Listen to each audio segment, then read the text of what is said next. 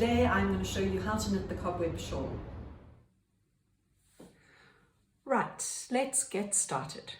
So here I have got the knit kit, and you will have 4 full-size balls in the colour that you chose.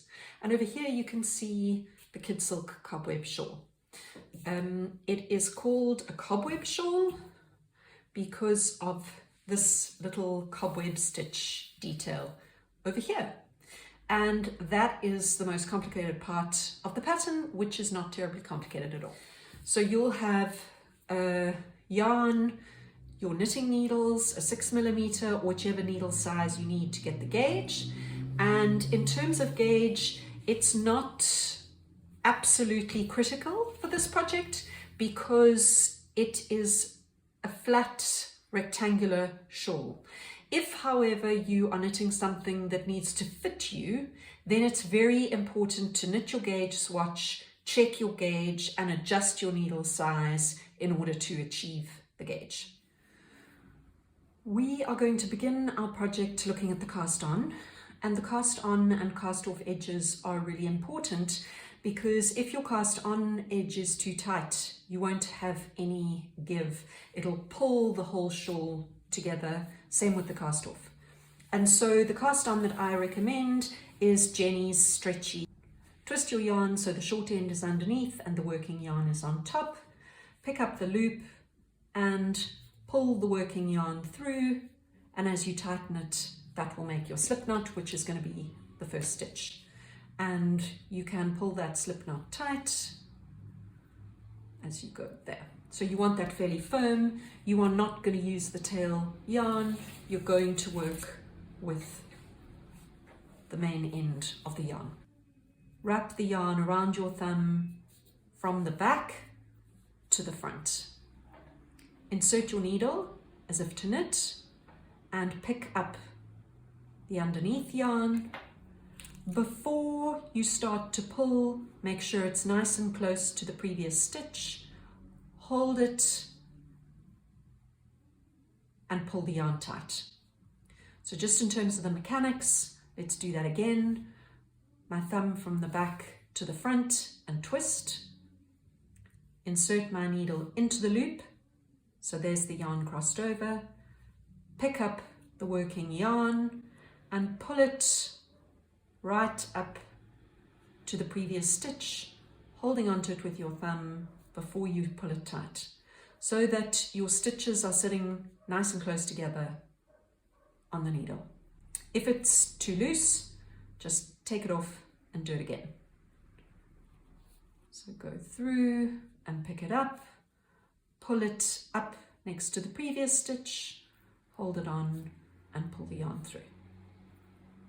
And that is all there is to it. You are going to be casting on 101 stitches for the project, so have fun with that. That one was too loose, I'm going to pull it off and do it again.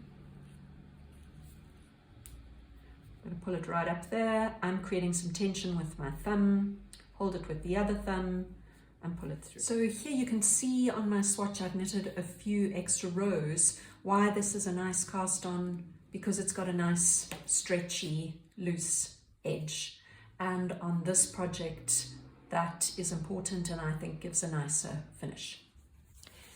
The next thing we're going to look at is how to knit the cobweb stitch. You can see over here that you've got all your stitches running along. This is the stitch that you're going to slip and then catch in when you come back to the final row. So perhaps before you begin your project, I recommend just trying out the cobweb stitch so you know what you're doing, and it might make you a lot more comfortable with the pattern instructions. You can see over here that I have used the Air Force. I've cast on 7 stitches so that we can have a look and see how the stitch forms, and I have worked 2 rows in stocking stitch. So I'm going to work my cobweb stitch on the center stitch over here. So on the first row, I'm just going to knit the first 3 stitches, and this is the stitch I'm going to work my cobweb stitch on, and I am going to slip the stitch knitwise. Then I'll knit the remaining 3 stitches and turn. So that was row 1. Now we have a purl row because we're working in stocking stitch. So I'm purling all the way across. When I get to my slipped stitch from the row before, I am going to slip it knitwise so that it stays open faced and doesn't twist. If I slipped it purl-wise, it would be twisting. So slip it knitwise, the yarns, slipped yarns coming across, and carry on for the rest of the row. So that was row 2. Then we're going to do row 3. And here you can see again, I'm going to slip it knitwise, but this time through the back of the loop. If I slipped it in a regular knitwise, you'd see it would cross. So slip it through the back of the loop and then carry on knitting. Now we're going to do the cobweb stitch pickup. So I've got to work back to the stitch, which I'm going to do here. Now insert the needle into the slip stitch as if to knit. Step 1. Now I'll pick up the yarn at the back. I've got the stitch on my needle. There are my 6 strands that I'm going to pick up, and I'm going to put that one back on the needle to make it easier to knit them. Wrap the working yarn around your needle, pull it back through and back through the loop. And there is your cobweb stitch. There it is. If you're happy with the cobweb stitch, you're ready to get going with the rest of the pattern. So once you've done your cast on, you're going to work 14 rows in the stocking stitch basic pattern, where you slip the first stitch, you knit to the last stitch, and knit the last stitch through the back of the loop. On the purl side row, you slip the first stitch, knit 1, purl to the last 2 stitches, knit 1 and knit 1 through the back of the loop. And you use this basic pattern on every row that you work, including the rows where you have the cobweb stitches, as you'll see here. So from row 15, you're going to begin the cobweb stitch repeat. So you can see on the shawl here that you've got a small gap before the first one, and then they continue across the shawl, and a small gap from the last one to the edge. And if you look over here, you can see that there are 2 pattern repeats. There's this section, followed by some stocking stitch, and then this section, followed by some stocking stitch. And that is described in the pattern over here. The cobweb stitch repeat describes this full section here, the first repeat and the second one.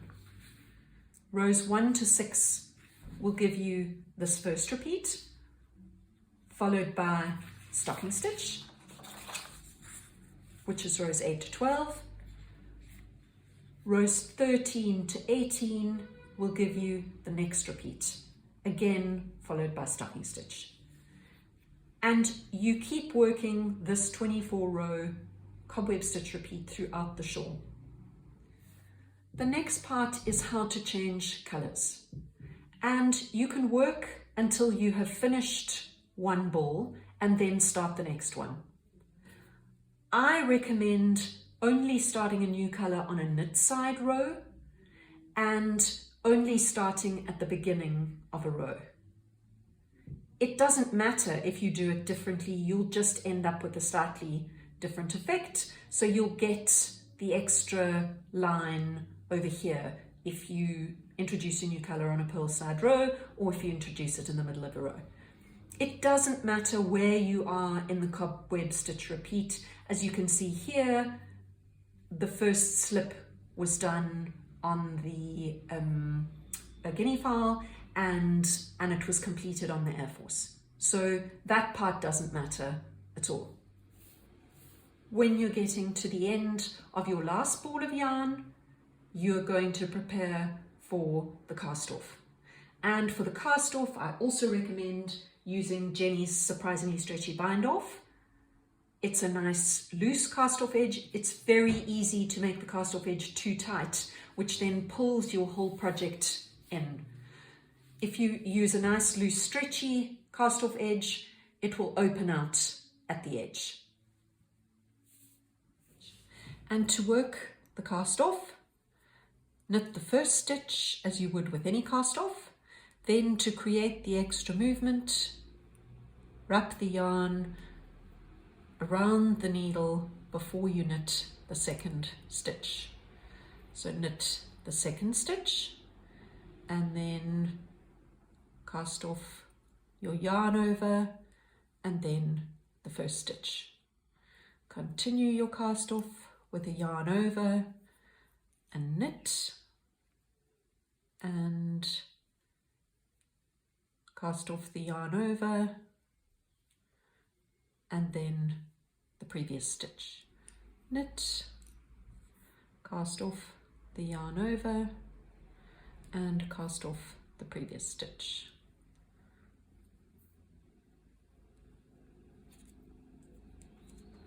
And then just pull your working yarn through the last stitch, break it off and pull it through. And there you can see that this has given you a nice stretchy cast off edge and a matching stretchy cast on edge. The last thing to do is to finish away your yarn ends, and I recommend doing that through the knitting of the matching color yarn so that you don't see them. And that's pretty much it. Hopefully you're now ready to start. Remember to follow the pattern step by step and replay this video if that's helpful. When you're working a cobweb pickup row, take your time. This is really the only tricky part. And knit your way through each ball of yarn, joining in the next colour on a knit side row for the neatest finish. Thank you for knitting with us. Please tag us on Instagram and Facebook, post your pictures on Ravelry, and let us know how it's going. Then start planning your next knit.